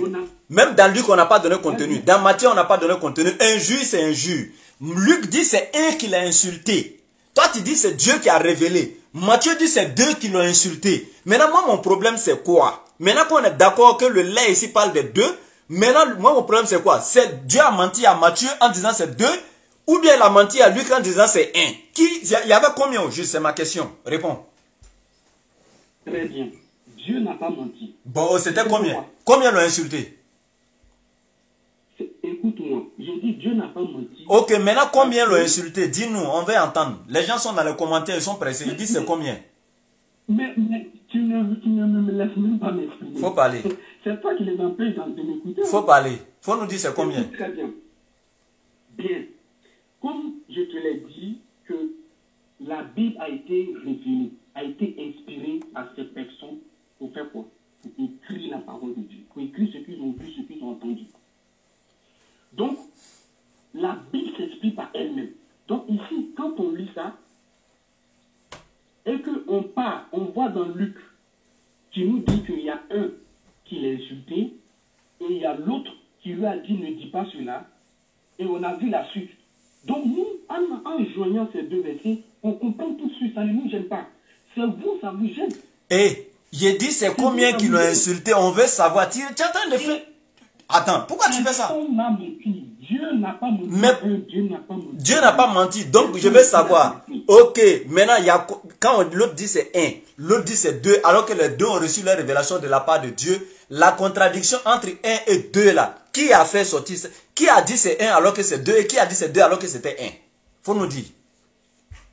J'ai dit, écoute et je reprends. J'ai dit c'est Dieu qui veut ces deux personnes. Maintenant, je veux savoir, j'aimerais savoir, est-ce que 2 est égal à 1? 2 n'est pas égal à 1. Maintenant, si 2 n'est pas égal à 1, donc si 2 n'est pas égal à 1, on est d'accord qu'il y a un qui a menti parce que 2 n'est pas 1.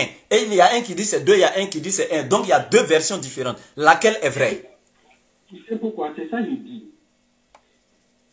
La Bible, quand on prend les mots grecs utilisés pour employer, tu ne verrais pas... Si tu prends là-bas, là, je vais te laver. Je suis au laboratoire de la DDR. Moi, si c'est grec, là, il ne faut pas rentrer là-bas et moi. Hein. Et quand on prend d'autres versions, on verra aussi de la différence. Simple français, les articles définis et indéfinis, là, tu ne connais pas. C'est dans grec, tu rentres. Tu as fait, j'ai répondu. Donc, écoute-moi. Ce que j'aimerais que vous compreniez, c'est que ce qui pourrait faire dire aux gens ou nous faire dire que la Bible est fausse là, c'est lorsqu'il y a des contradictions qui changent le centre du message de la Bible. Mon frère, c'est sur ces questions-là que vous ça là, ça change. Quand vous venez sur ces choses-là, même vous-même, si tout à l'heure, je donne un passage du Coran. Mon frère, non. Non, on n'a pas encore fini. Pourquoi tu veux fuir le verset? Pourquoi tu fais ça? On ne va pas quitter ici. Il faut nous dire c'est combien. On veut savoir c'est combien. Tant qu'on ne sait pas c'est combien, on ne quitte pas ici. Hein. Tu n'as pas répondu. Il faut nous dire c'est combien. C'est 2 ou bien c'est 1? Que les gens ont fait pour traduire. Parce que pour qu'on puisse dire, c'est seulement sans débat, que donc c'est Dieu qui a montré aux deux, il faut qu'on ait les écritures originales pour dire que voilà ce qui a été dit, voilà ce qui a été dit. Donc l'original n'existe pas. Donc c'est pourquoi quand nous les musulmans... Attends, donc tu rejoins les musulmans quand on dit toujours, vous n'avez pas les textes originaux. Donc tu es d'accord maintenant qu'on ne doit pas lire la Bible tradition française. Je ne rejoins pas. Pourquoi il ne rejoint pas? Parce qu'on n'a pas besoin de ces textes originaux-là pour comprendre ce sens-là. Bon, si on n'a pas besoin de ça, il faut nous dire c'est combien. C'est lorsque vous ne comprenez pas. Si on n'a pas besoin de ça, s'il te plaît. S'il te plaît. Parce qu'on sait que les textes les plus anciens, s'il te plaît, les plus anciens différencient les choses claires. Et même dans d'autres versions. Mon frère. Pourquoi c'est bien? Parce que la plupart des nouvelles versions se forcent de s'appuyer plus sur les anciennes versions. Et quand on voit là, on voit que c'est clair. Et comme je le disais, ce sont les traditions. Ce sont les traditions pour expliquer. Dans les traditions, là, on ne doit pas prendre ça. Écoute-moi s'il te plaît. On voit que dans d'autres évangiles, d'autres donnent plus d'informations que d'autres. Est-ce que cela veut dire que ce n'est pas Dieu qui a parlé à ces deux personnes? Mais regarde, toutes les versions de Bible. Attends, que ce soit la Bible, s'il te plaît. S'il te plaît. Une démarche qui, selon moi, n'est pas mon frère, que ce soit. Vous devez poser des questions qui pourraient changer. S'il te plaît, il faut te calmer. Parce que tu es en train de parler pour ne pas répondre. Tu as fait tout ça là, tu vas venir répondre. Tu es en train de faire tout ça pour ne pas répondre. C'est mieux pour toi de t'éteindre en même temps, on va aller droit au but. Tu es en train de parler longtemps, c'est pour ne pas répondre. Tu n'as pas répondu, hein. On te dit c'est combien de personnes, tu es en train de faire une philosophie et puis tu me dis que tu as répondu. C'est trop facile. Tu n'as rien répondu. Je te donne. Que ce soit la version, écoute-moi. Que ce soit la version catholique. Que ce soit la version catholique. Écoute-moi. Non. Attends.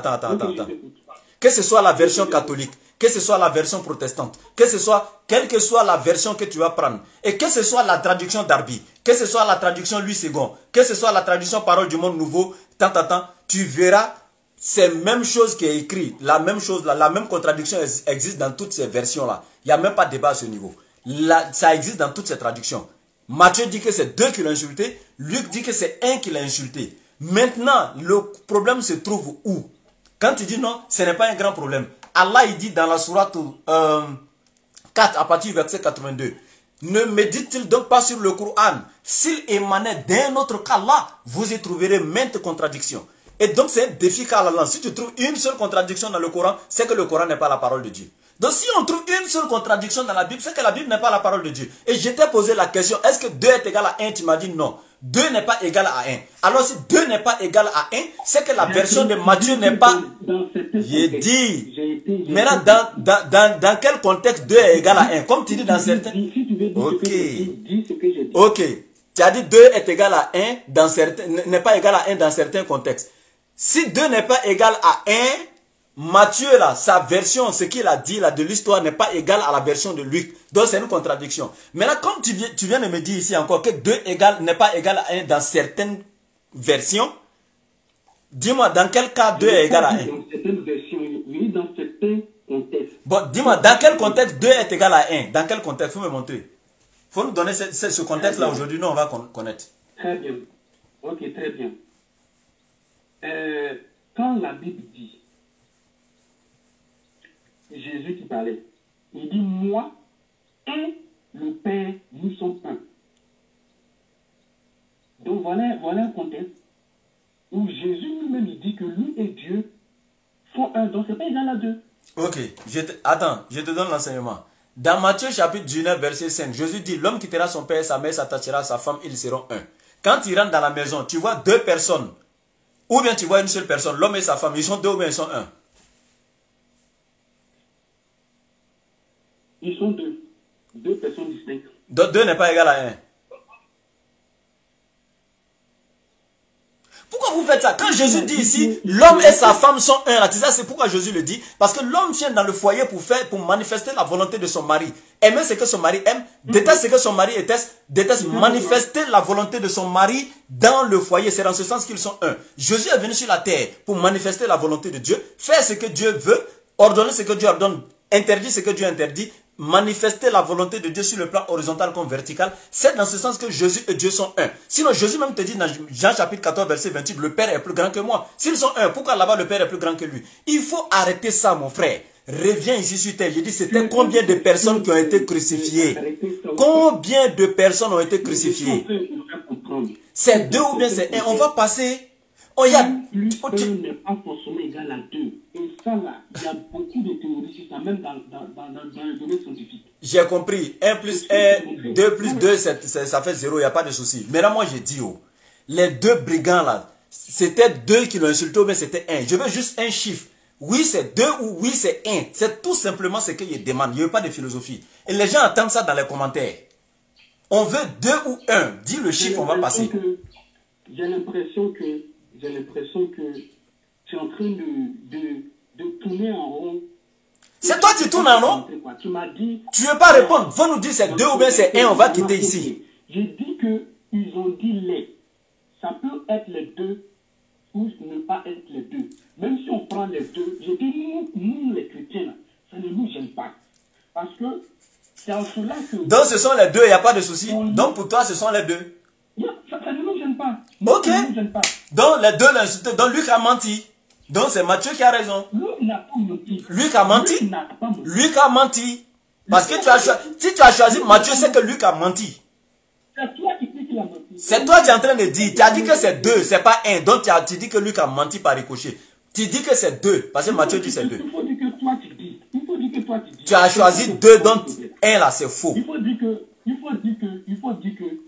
si cette réponse de ta part, moi je dis que... Donc c'est ça que vous faites à l'église quoi. Et quand je dis que moi je dis, tu te trompes. Je t'avais dit au début qu'on était au laboratoire. Tu n'avais pas fait attention, non? Ok. Je t'ai dit depuis au début qu'on est au laboratoire. Ici on ne joue pas. Ça c'est ma première question même depuis l'échange qu'on met à le petit pour toi. Ça c'est ma première. Et si je te donne la deuxième, tu pourras répondre. Tu sais, comme tu es en train de le dire, pour ceux qui nous écoutent, moi personnellement, ça ne m'effraie pas. Si tu me donnes tu me poses une question qui remet en cause le sens du message de la Bible, il n'y a pas de problème. Mais si tu te bats sur ces petits trucs-là, mais il y en a aussi dans le Coran. Faut montrer pour le Coran. Faut montrer les contradictions dans le Coran. Montre-moi une seule contradiction. Une seule, je deviens chrétien le soir là. Je prends tout le monde à témoin ici, dans le direct. Une seule contradiction. Je t'écoute. On va aller étape à étape. Prenons d'abord Sourate 81, verset 19. Sourate combien? Sourate combien? 81, verset 19. 81. Oui, verset 19. Ok.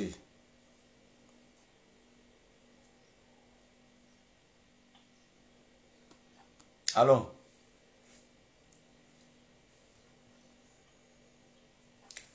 Tu peux lire, non? Oui. Donc il faut lire.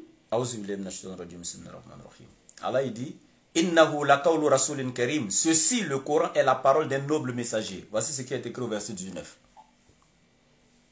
Très bien. Et selon la tradition, il s'agit de Mohammed. Il ne s'agit pas de Mohammed, il parle de l'ange Gabriel. Non. Selon les traditions, il parle de l'ange Gabriel, mon frère. Mohammed. Si tu reconnais ça, ça fait quoi? J'ai dit, il parle de l'ange Gabriel. Et je dis dans le Coran que nous on a là, c'est mis Mohammed. Maintenant, que toi, tu as dit que moi je te parle. Une Bible, et voilà ça. C'est pas. On veut parler de ce donc moi aussi, toi aussi tu reconnais ça fait quoi? Et attends, ici là, même dans tes traductions, ici on parle. Attends, je vais lire le verset. Tu penses que c'est. Toi, tu viens dans un livre, tu prends un seul verset, au milieu là-bas, le verset 19, sans lire le verset 20 à 21, ou bien le verset 17 à 18 avant le 19. Tu vas sortir le verset de son contexte et automatiquement tu en feras un prétexte. Selon la critique littéraire, pour rester dans le contexte d'un texte, Il faut lire les versets avant et les versets après. Vous êtes là, vous ne comprenez. Faut te calmer, mon frère. Hey. Vous dites qu'on sort de nos contextes. Mon frère. Mon frère, ce que tu es en train de dire là, c'est d'abord tu vis en France là-bas. C'est toi qui devais m'enseigner le français. Mais regarde ici ce que tu es en train de faire. Tu prends un verset, tu le lis lui seul, sans lire le verset suivant, parce que juste, tu as vu cela sur Google, on t'a donné ça. Arrête ça. Toi-même, quand on vient te donner quelque chose, il faut aller utiliser ça contre les mesures, mais toi-même quand même, il faut faire une petite recherche. Fais une petite recherche. Qui te l'a dit? Je reviens ici. Je reviens ici.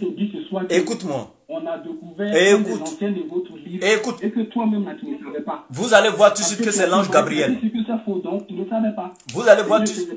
Vous allez voir que je ne serais pas venu te dire. Si je ne faisais pas des recherches, je ne serais pas venu te dire qu'on a découvert le plus ancien courant. Oh, tes histoires de Google là, pardon ça. Le courant aujourd'hui. Il y en a plusieurs. Mon frère, arrête d'aller prendre les choses sur Google pour venir ici. Tu penses que nous on n'a pas vu ça avant toi? Généralement, vous acceptez, mais vous ne cherchez pas le Coran. Le plus ancien Coran a été mémorisé du vivant du prophète pendant son ministère et a été mis à l'écrit de son vivant. Seulement, il a été rassemblé en une seule vulgate après son décès. Le Coran a été écrit du vivant du prophète pendant son ministère. Il a été mémorisé du vivant du prophète et transmis dans les mémoires jusqu'à aujourd'hui. Tu ne pas parce que c'est encore. J'ai dit, c'est clair dans les sirah, dans la sirah, c'est clair dans la traduction prophétique. Tu ne peux rien prouver ici. Toi, tu peux, montre-moi une seule personne qui a mémorisé la Bible dans le monde. Le Coran est mémorisé depuis le temps du prophète jusqu'à aujourd'hui. Ça fait partie des miracles du Coran. Mon ami, est-ce que tu reconnais que même dans le début, revenons ici, là, il a te donné l'enseignement. On t'informe sur les choses là-bas. C'est Mohammed, et puis toi, tu viens prendre ça pour t'asseoir devant les gens. Ça parle de Mohammed. Les versets où ça parle de Mohammed, là, je peux te donner ça, ça existe.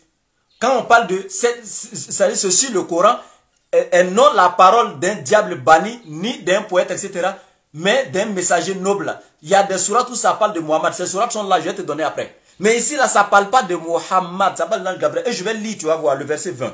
Au verset 19, d'abord, on dit quoi? Ceci, le Coran, est la parole d'un noble messager, virgule. On sait qu'une phrase ne finit pas par un virgule, mais une phrase finit par un point. Donc, quand on met virgule, c'est que le verset 20 est la suite du verset 19. Donc, on va lire maintenant la suite du verset 19, ça parle de qui? Je reprends le verset 19, il dit, ceci, le Coran, est la parole d'un noble messager, virgule, doué d'une grande force, virgule, et ayant un rang élevé auprès du trône, du maître du trône, virgule, obéit là-haut, et digne de confiance, point. Donc ici, on parle de l'ange Gabriel, doté d'une force, d'une grande force, obéit là-haut auprès du maître du trône, dans les cieux, c'est l'ange Gabriel. C'est le verset 22 maintenant qui parle de Mohammed. Tu vois, au verset 21, on a mis point. Pour dire ça, c'est la fin de ce qu'on racontait dans le verset 19 là. Maintenant, au verset 21, on met point. Donc, la partie de l'ange Gabriel est finie. Au verset 22, on dit maintenant, votre compagnon, entre parenthèses, Mohammed, n'est nullement un fou. Là, maintenant, on parle de Mohammed. Pourquoi tu fais ça? On ne joue pas avec le Coran, hein? Oh, ici, c'est le laboratoire. C'est toi qui joues avec le Coran. Et d'ailleurs, tu veux aussi te tromper pour jouer avec la Bible. Tu penses que tu allais te faufiler comme ça avec moi, quoi? Parce que toutes les questions que je t'ai posées, j'ai dit, tu ne m'as même pas répondu. Il faut dire si c'est faux. Le verset 19, vous tous qui suivez là, vous pouvez prendre les applications du Coran qui sont dans les téléphones. Vous tous qui suivez sur Internet. Soyez témoins. Mon frère, Google ne m'intéresse pas. Google ne m'intéresse pas. N'importe qui peut aller mettre n'importe quoi sur Google. Regardez, c'est chaud derrière lui, c'est si Google, c'est dans Google, il va se réfugier. Reviens ici où était corrigé là. Le verset 19 ne s'arrête pas là, ça s'arrête jusqu'au verset 21. Et j'ai démontré, c'est clair que c'est l'ange Gabriel. Maintenant, c'est de Mohammed, on parle à partir du verset 22 et suite maintenant. C'est ça l'islam. Nous là, il n'y a pas de truc chez nous ici. On ne joue pas avec le Coran, il faut arrêter ça. Mais qui t'a dit qu'on joue avec la Bible? Il est en train de rire. Si tu as autre chose, il faut donner. J'ai dit de donner une seule contradiction dans le Coran, je t'écoute. Une seule. Il y en a plusieurs. Mais il faut donner une seule. Moi, il ne demande même pas plusieurs, il dit une seule. Tu es en train de t'ameurtrir ici. Oh, il va tuer. Donc, si tu es fatigué, on peut arrêter aujourd'hui comme ça. Il y a un autre débat à 20 h là. On peut se reposer un peu. Non, je ne suis pas fatigué. pas fatigué. Bon, si tu n'es pas fatigué, donne la contradiction rapidement. Je t'ai posé des questions, tu ne m'as pas répondu. Toi, tu m'as posé des questions. J'ai été honnête pour te répondre. Sauf que tu refuses d'admettre les réponses que moi je te donne. Mais je dis, ça c'est tant pis pour toi. Dis-moi, les deux brigands là, c'est deux ou bien c'est un qui l'a insulté? Tu n'as pas voulu répondre. Tu ne me réponds pas. J'ai répondu à toutes tes questions. Il n'y a aucune de tes questions que j'ai laissées en suspens. Maintenant, j'ai dit, donne une seule contradiction dans le Coran. Mais tu dis, il y a plusieurs, et puis tu ne peux pas donner une seule dans plusieurs là. Donne une seule. Et regarde, tu me donnes l'occasion de te montrer contradiction dans la Bible là. Il y a versé ça comme ça. Tu me donnes l'occasion, il y a versé. Et puis, regarde, les gens qui ont fait la tradition du monde nouveau là, tu les connais. Tradition du monde nouveau, la Bible, version tradition du monde nouveau là. C'est la Bible de quel genre de chrétiens? Dis-moi les noms. C'est qui? Il ne m'intéresse pas. Ils ne connaissent même pas. C'est les témoins de Jéhovah. Ils disent qu'il y a plus de 50 000 erreurs dans la Bible. Ça, c'est pas contradiction, erreur d'abord. 50 000.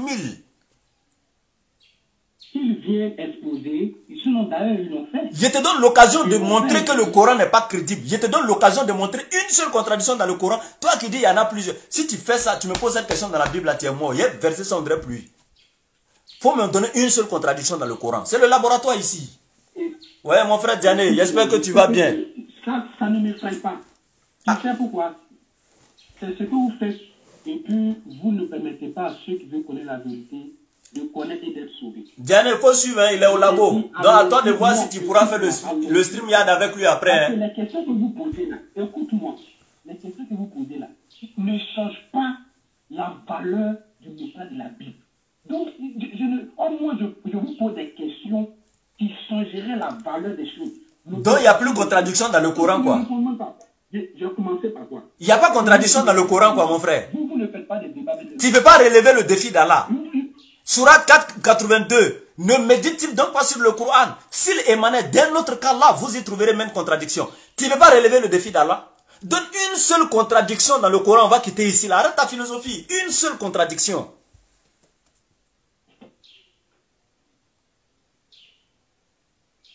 On t'écoute, hein? Une seule.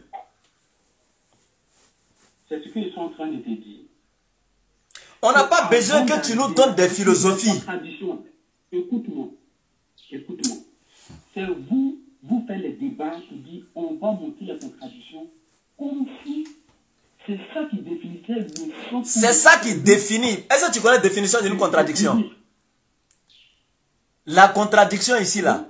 Quand il y a contradiction quelque part, là, c'est qu'il y a une version qui est vraie, l'autre est fausse, ou les deux sont fausses, mais les deux en aucun cas ne peuvent être vrais. C'est ça qu'on appelle une contradiction. Donc du coup, quand il y a contradiction, c'est qu'il y a mensonge. Avant d'arriver là-bas, allons-y à la source et on vient au fur et à mesure. Parce que tant qu'on ne fait pas cela, à un certain moment, vous n'allez pas comprendre. C'est maintenant qu'on a commencé le débat. On est déjà à 1h28 minutes de débat. C'est pas maintenant qu'on a commencé, mon frère. Je viens de voir que, je viens de comprendre que, je viens de vous connaître en fait. C'est-à-dire, quand on veut aider les gens à comprendre, ou bien j'ai l'impression que vous-même vous refusez de connaître la vérité. Parce que si tu voulais connaître la vérité, puisque tu dis c'est moi qui suis venu vers toi, ou bien vers vous, tu étais censé suivre la logique que j'aurais souhaité. Mais tu ne fais pas ça, tu sautes. Le problème, tu sais là où le problème se trouve? Mais je t'explique aussi, tu refuses d'accepter moi mon opinion. J'allais bien vouloir accepter, mais malheureusement c'est un débat. Je ne suis pas ici comme ton fidèle à l'église dimanche, tu viens, tu parles et puis à la fin il se lève, il va dire ce que tu as dit. C'est pas ça, c'est pas ta logique que je suis venu suivre. Je ne vais pas suivre ta logique. C'est un débat. Tu donnes ton avis, il donne pour moi. Tu donnes tes enseignements, il donne pour moi. Si tu dis quelque chose qui n'est pas vrai, je vais dire que c'est pas vrai. Quand je t'ai demandé, j'ai posé beaucoup de questions. D'abord, je t'ai demandé, tu dis non, ça c'est pas le débat du jour. Oh, je t'ai dit que. Mais ce qui n'est pas le débat, c'est pas le débat.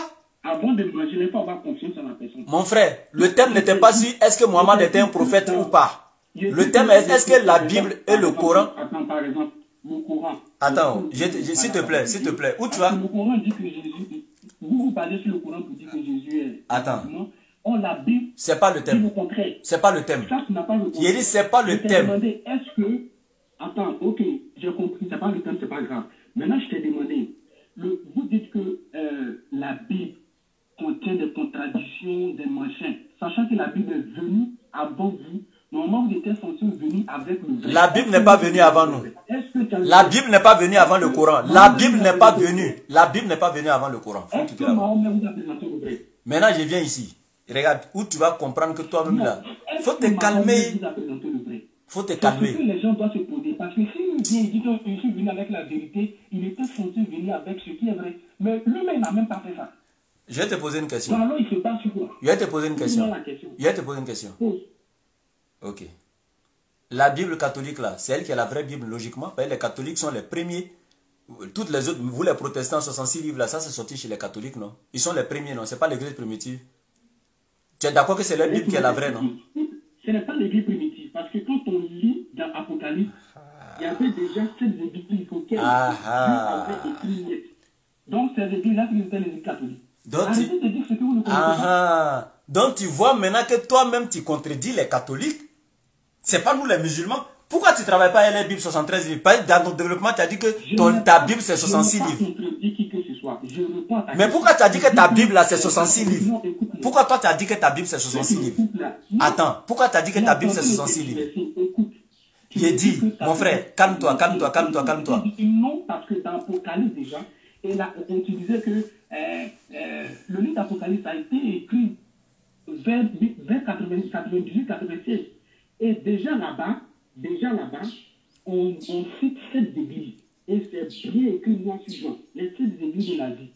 J'ai dit. C'était pas. Je vais te poser une question. J'ai dit, pourquoi tu dis. Pourquoi tu dis. Mais ce que tu dis là, je ne suis pas ton fidèle à l'église. Tu n'es pas ici pour venir gaspiller nos données internet en nous parlant de l'histoire des trucs. C'est dommage, hein. C'est un débat qu'on est en train de faire.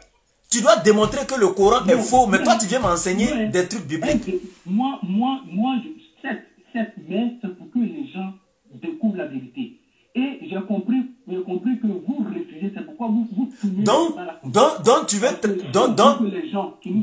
tu veux utiliser mes internautes et tu veux que je les mette en ligne et puis je m'assois et puis toi tu vas faire le culte de dimanche avec mes internautes, ils vont écouter, c'est ça, et puis moi je m'étais et puis c'est ça. Ce n'est pas que de dimanche, on est là pour faire connaître la vérité. Alors, et moi je ne suis pas, moi j'étais venu dans une posture où si tu réussissais à répondre à mes questions et que je trouve que tu as raison, mais qu'est-ce qui m'empêcherait de croire ce que toi tu vas me dire?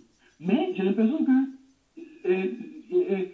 les débats que vous faites, vos premiers objectifs, c'est de venir confondre. Ils n'ont pas de venir chercher à connaître la vérité pour que tout le monde soit sauvé.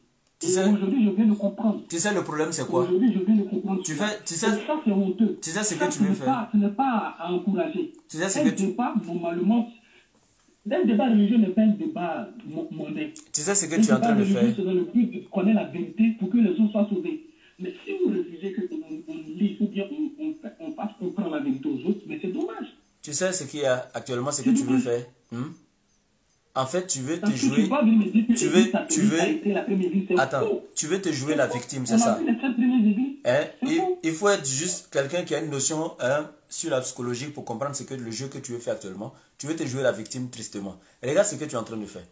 Si j'avais vu, j'étais venu échanger, même si j'avais vu la vérité, j'allais accepter.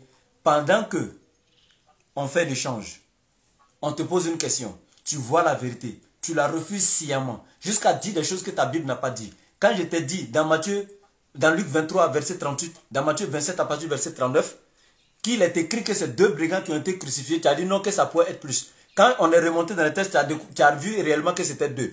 Je t'ai posé une question devant tout le monde, c'est 2 ou bien c'est 1 qui l'a insulté. Tu n'as pas accepté la vérité. Maintenant, tu fais croire aux gens à la fin maintenant, où ton doigt est collé au mur, que si tu avais vu la vérité, tu aurais accepté. Mais attends, c'est quelle vérité tu voulais encore? Alors que tu as refusé la vérité devant les gens. Il ne faut pas dire ce qui n'a pas été. Faut pas dire ce que les gens ont suivi, tout s'est passé devant nous. Il retourne sans quelque chose de placé. Le direct est là, les gens ont écouté. Le problème, c'est que toi, tu n'es pas venu accepter la vérité. C'est parce que c'est chaud sur toi maintenant que tu veux te jouer la victime.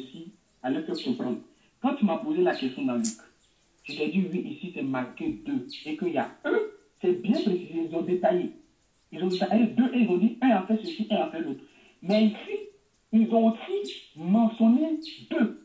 Et là-bas, on s'en va dire les.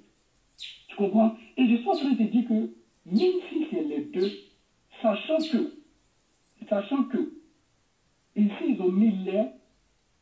Cela, tout de suite, comme on est en train de parler de français, là, cela, si on veut rentrer dans les styles même, dans les règles grammaticales, ça là, ça devient problématique.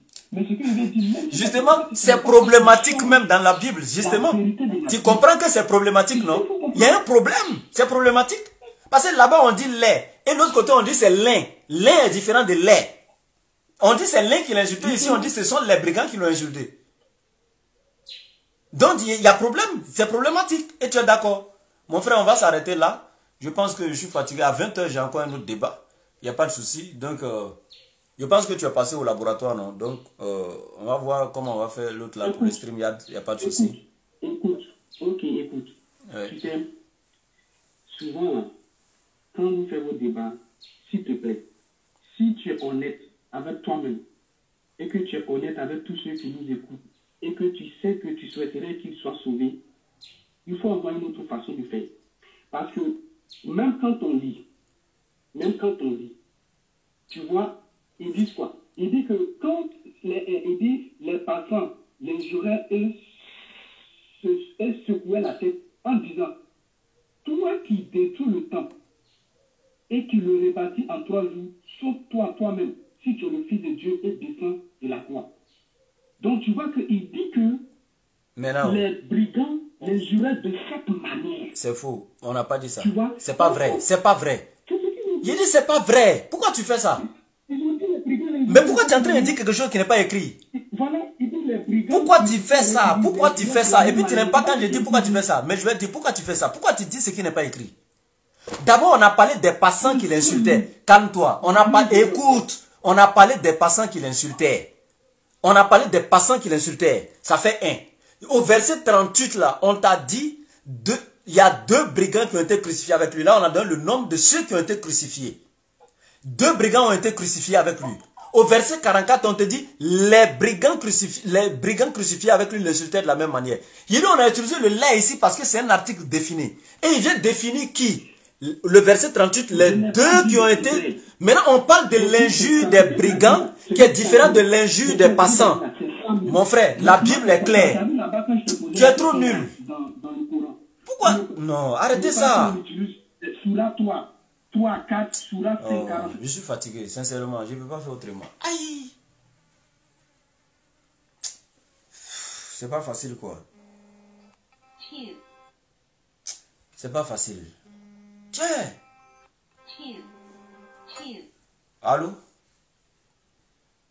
Allô, mon frère? Allô, c'est toi qui as accouché. Si tu ne veux pas, tu me dis, on va arrêter dans le respect. Si je voulais pas... Calme-toi. Si je voulais pas essayer, j'allais décrocher encore. Voilà, tu as raison, désolé. En fait, ce que je voulais t'expliquer, c'est quoi? C'est que, tu as vu quand je t'ai posé la question dans... Tu m'entends? Oui. Voilà, je prends 2 minutes et puis je te laisse la parole, ok? Quand je t'ai posé la question dans le Coran, tu as vu la façon que tu m'expliquais. Ici, écoute bien.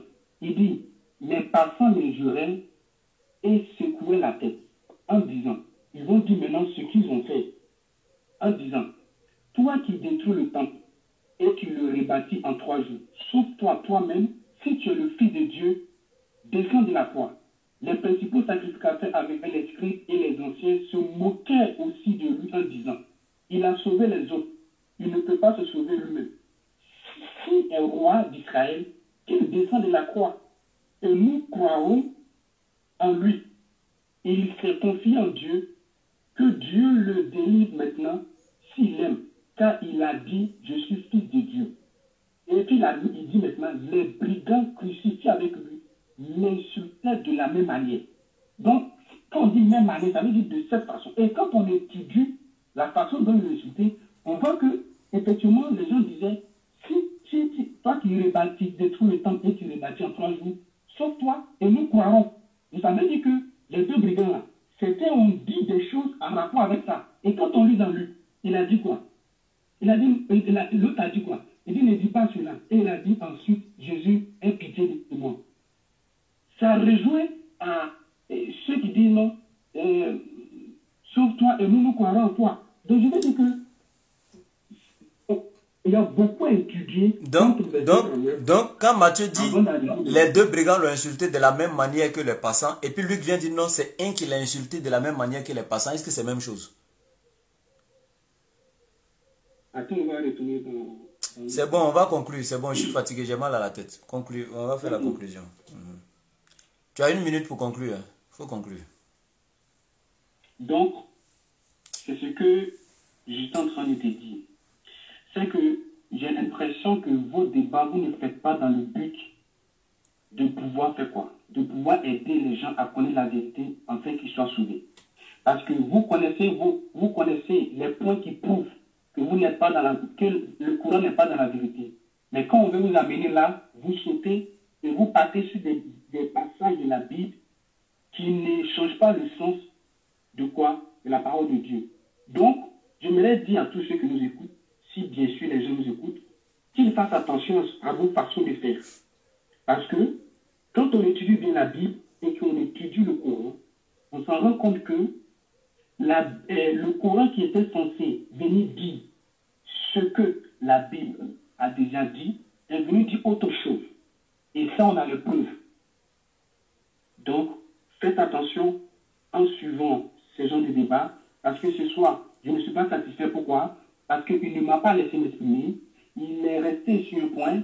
Il a utilisé des temps à dire des choses. Il ne me laissait pas la parole. Et si les gens sont honnêtes, ils diront qu'effectivement, c'est ce qui s'est passé. Mais moi, je sais que j'ai fait passer le message.